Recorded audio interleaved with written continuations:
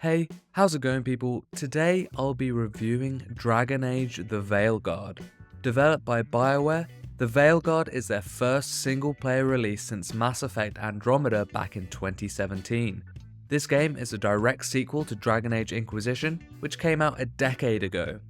This took me 63 hours to complete, but I did absolutely everything that was on offer. All the side quests, all the companion quests, max ranked all factions, reached max level, got all the achievements, etc. Reviewed on Xbox Series X. The gameplay in The Veilguard does feel very different from other BioWare games, but it does steal some familiar elements. The differences come with its very action-oriented third-person combat. You have 3 classes to choose from, which are Warrior, Rogue, and Mage. I went with Rogue, which sports a dual blade and bow setup. As a foundation, you have a light attack, a heavy attack, a ranged attack, a parry, and a dodge. You then have 3 skills and an ultimate you can assign, as well as a special buff tied to a dagger you can attach runes to. Skills and ultimates are unlocked through leveling up and assigning points in the skill tree, like any classic RPG. You can have 3 skills and 1 ultimate active at any time, and they are reset on a timer, but some more advanced skills are tied to something called momentum, which you build through attacking in combat but not getting hit. So in a way, the momentum function is very self-explanatory. Land your hits and execute perfect dodges and parries, and you will gain momentum. There are some really fun skills and ultimates to unlock, and the game actually lets you reset your skill tree at any point with a free refund system, just in case you want to try a different build. The dagger I mentioned earlier is effectively a 4th skill, but it works slightly differently. You can assign 3 runes to this dagger, and each has a different effect. For example, one could give you cold or fire damage, one could give you invincibility stat, one could give you leech life attack. There were loads of variations. When I finished the game, I think I had about 15 to 20 runes, so you can really play around with this one. This skill is tied only to a refresh time, so once it's loaded up, it's good to go. The enemy attacks are very Arkham inspired if you've ever played those games. You will see either a yellow or a red indicator over their heads. If it is yellow, it means you can parry. If it is red, you must dodge. I thought this made the combat flow beautifully, and I never once thought to try and skip a combat encounter, as it was just always so engaging. The combat in this game is without a doubt in my mind the best aspect. I had the most fun with this combat than any title I have played this year. I didn't play as a warrior or a mage, but I had some friends who did, and they share this same sentiment with me. It just feels so good. The gameplay aspects that the Veilguard draws from previous BioWare games is with the companions. Each mission you embark on, you have 2 companions with you, and you can bring up a window where you can select attacks or tactics for them to use. There is a system in play here called detonations, where 2 companion classes will sync up, and a certain attack from each of them will cause the enemy to detonate and deal extra damage. Therefore, it is always worthwhile to try and have your 2 team members sync up. It is also useful to have someone who has healing support, as you will mostly only ever have 3 or 4 healing potions on your character. The gear setup is what you'd expect from an RPG, with equipable armor, headgear, weapons, rings, and amulets. Each provides percentage upgrades or a buff. Some will add elemental damage, some will slot into particular playstyles, all the usual tropes. You can also get those sweet percentage increases in the skill trees. The UI was simple to understand and didn't take up too much of the screen.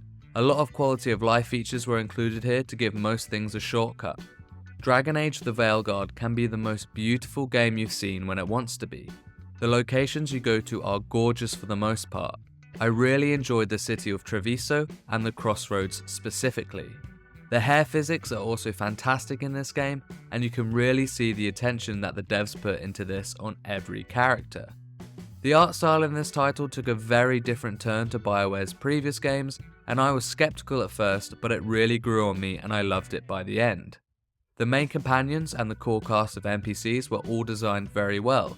I really liked some of the faction characters too.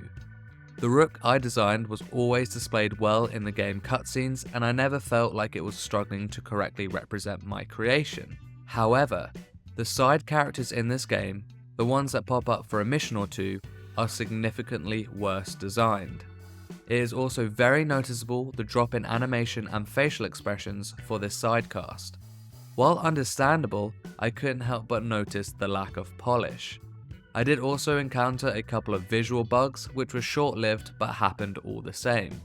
There was one time I logged in and the game just couldn't load the hair on my character.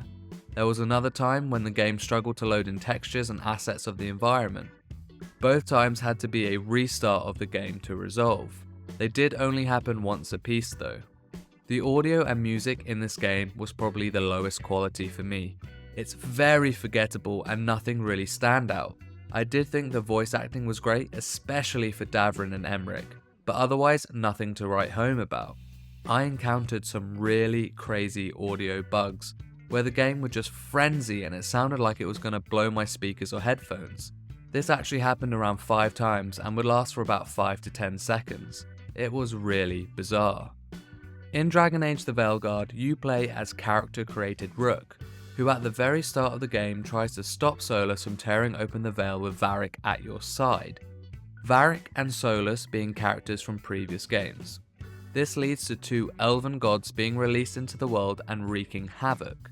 The game then forms around building a team as Rook to take down the gods. It's a simple setup, but I thought the execution was very good. In fact, the final act of this game was nothing short of a masterpiece. It is some truly incredible writing and some epic moments that are going to sit in my memory for a long time.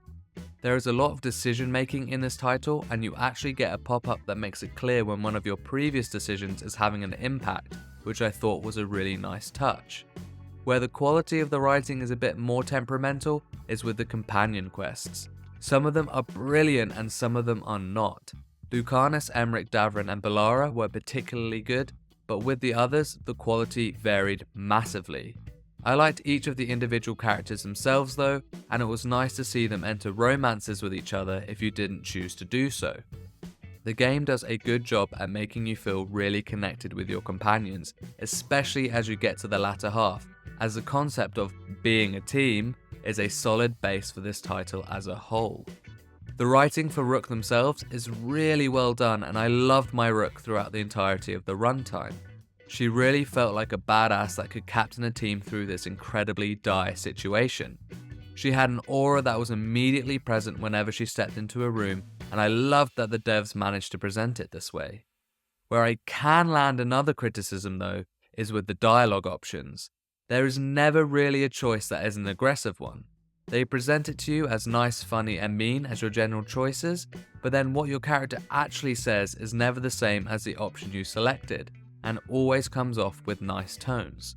It would have been nice to have the option to do a more Paragon playstyle, which just isn't here unfortunately. There is plenty of side content in this game that leads to big bosses and lots of high grade equipment. There are 6 factions in the game that you can also do quests with to earn support and unlock equipment, and they may also be beneficial to have at certain story beats. There is some open world exploration with puzzles that you can try and solve, but this game is actually quite linear for the most part and the puzzles are never difficult to solve. I don't think there is any planned DLC, as I know the team have gone full into production on the next Mass Effect, so I wouldn't hold high hopes for it. Dragon Age the Veilguard has been a hard one to score for me. The combat is sublime and just incredibly entertaining to engage with, but the visual and audio bugs coupled with some poor writing on the side content were making me reconsider a high score. When I got to the final act of the game, I understood that these grievances were just minor and could be overlooked, as the conclusion just blew my socks off. Everything that had been good about the game before just shines through and comes to the perfect boiling point.